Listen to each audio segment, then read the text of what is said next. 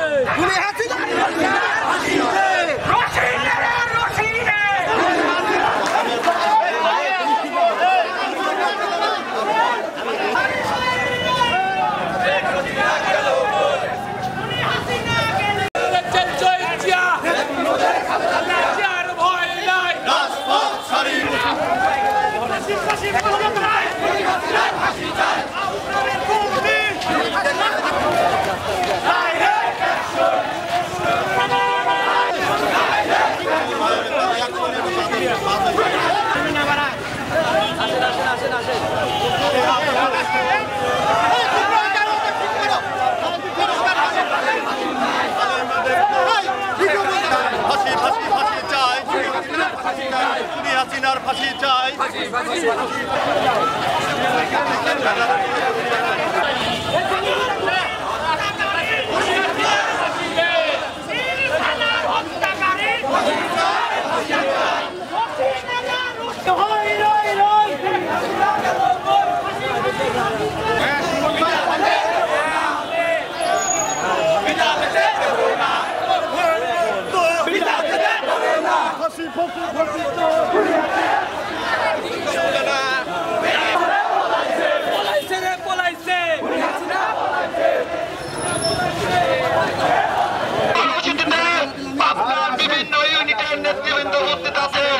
পাবনা সদর পৌর এবং পাবনা উপজেলা ইনশাল্লাহ আমরা খুনি হাসিনার বিচার যতক্ষণ না হবে, খুনি হাসিনাকে ওদের গোল থেকে যতক্ষণ।